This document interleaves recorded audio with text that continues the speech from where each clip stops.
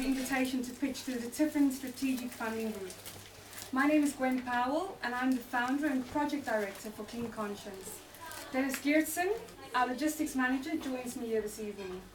CleanConscience is working to reduce the huge quantity of waste, soap and toiletries from the hospitality sector through redistribution and reuse, to get soap and hygiene products into the hands of those that need it most, and to create volunteering opportunities and work placements for those on the margins of society.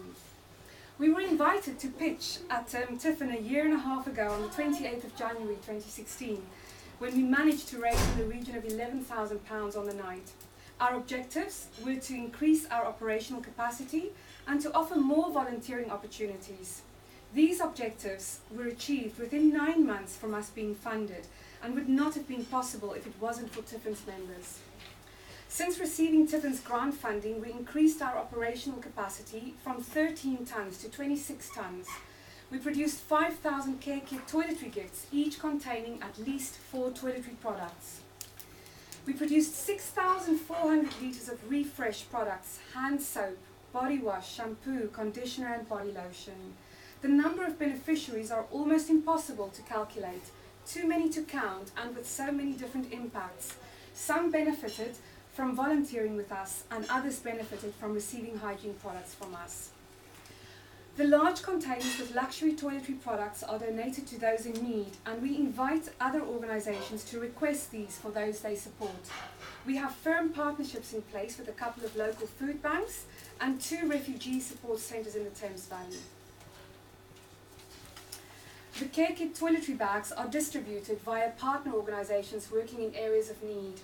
Here are some beneficiaries from the Dunkirk Women and Children's Centre in October last year.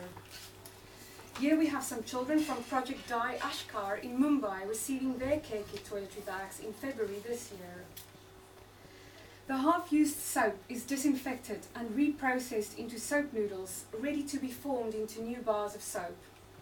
We are very excited about a partnership with the Corey Women's Development Project based in Tayama, Sierra Leone, and we have donated 2 soap presses, which we, Dennis mainly, have developed ourselves, with their first shipment of 2 tonnes of soap noodles, which arrived in May this year. The soap noodles will be used to set up micro-enterprises for the women of Tayama to support themselves and their families, as well as improving the general hygiene of the villagers at the same time. We host 20 regular volunteers and 4 PA carers per week. One volunteer that stands out for us is Stephen, second from right, with Marizette, his PA carer. Stephen was born with Edwards syndrome, and Marizette saw the benefit of Stephen socialising with other volunteers, and at the same time proving to Stephen's parents that their 46-year-old son is able to contribute to society, even though he has never had any previous opportunities in his life. Here we have a group of severely learning disabled adults from Prior's Day Centre in Slough, with their 2 carers, Maxine and Sylvia.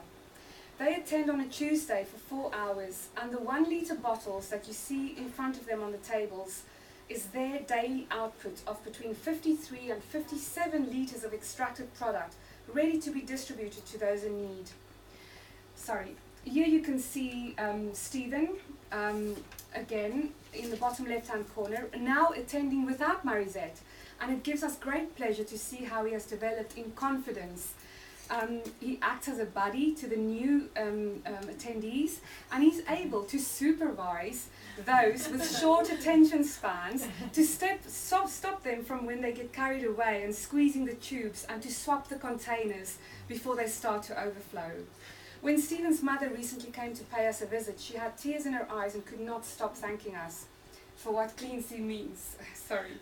Maxine, this lady here, she's been working in the daycare field for more than 30 years, and she's bowled over by the activities that Clean Sea is able to offer to those with severe learning difficulties. She's never been a part of anything like this before, and she's mentioned to us that she's observed an increase in the service users' overall well-being.